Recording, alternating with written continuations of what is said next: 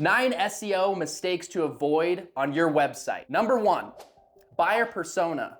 There's a lot that goes into buyer persona because if you don't know who you're selling to or you're trying to attract to your business, how are you gonna do certain keywords? Like you're gonna have a business and say, oh, this keyword sounds good to me, but who exactly are you trying to attract? That's gonna be setting you guys up for success is number 1. Number 2 is doing a 7-second test on your homepage.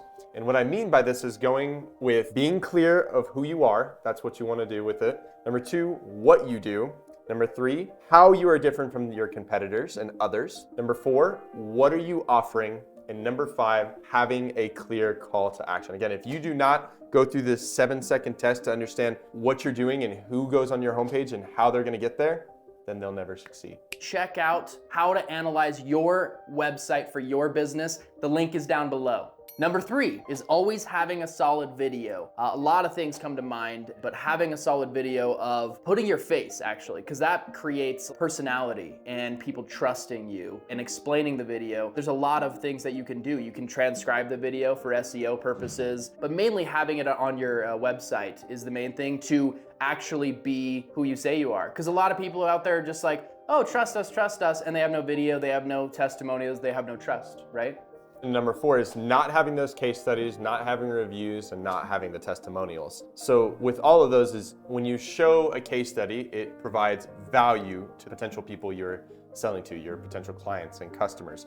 Having those reviews, again, having 1 review doesn't do anything. Having 10, but all of a sudden having 50 and more, it really helps for them to look through and be like, okay, how does this company act? Who are they? And the last thing is testimonials. Hearing from somebody else that they've worked with, like listening, oh, how did they work with them? What was the success of it? Number 5 is videos and images are not optimized. Now this drives us crazy because you think, oh, let me just get my web people an image, right? No, bad. That's not what happens because guess what? You give us the image, it's all straight up and down, and you want it stretched on your nice, beautiful homepage. Doesn't work. It becomes your big forehead is all sticking out, and it's just not a good thing. So that's one thing. I just had a client say, hey, Rylan, no big deal, should be a minor change. Gives us an image, and the developer's sitting there forever trying to stretch it and resize it. The pixels are wrong. This happens time and time again, so make sure the videos are formatted properly, they're compressed, site speed optimization, that's a big one. And really just making sure that ask before. Ask your people, whoever, if it's us or whoever your people are, ask them, hey, what format do you want? Should it be, do you want me to compress it?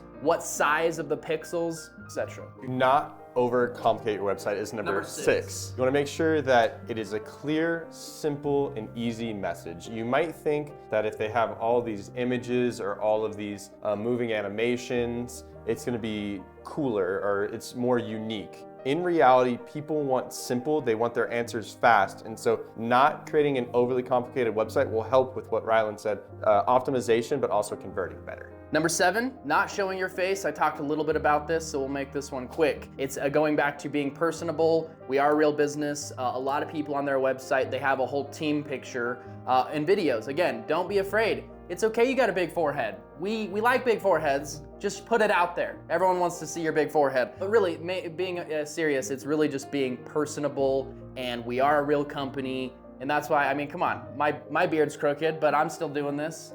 We gotta be out there, right? That's number 7.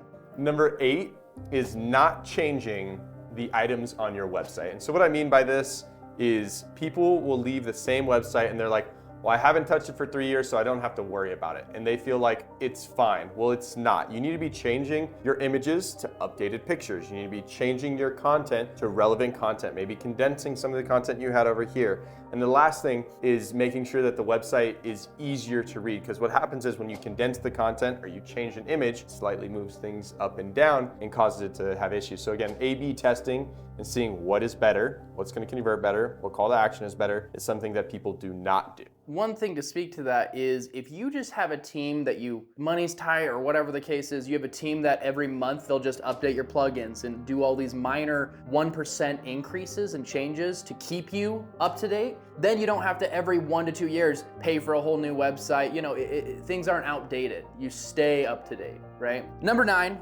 the most important one, people. SEO is all or nothing. Now, what I mean by that is, yes, could you write content and do a lot of things and still most likely be ranked? Well, that depends on how competitive is the market. Is it local SEO, nationwide SEO, all this stuff? But really, SEO, people always say, oh, content's the most important. Well, guess what? You could have the best article in the world, but if you have a 15-second load time on your website, Google's gonna say, holy crap, user experience. Nobody's gonna wait for your 15-second website. So the point is that yes, you can do 70 to 80% and get away with it, but realistically, why start something and half-ass it when you should just do it right the first time? So, technical on-site, page speed, user experience, content, link building, if you did those things, that's what we mean by do all or nothing, parentheses, for the most part, right? To watch, how long does SEO take up here?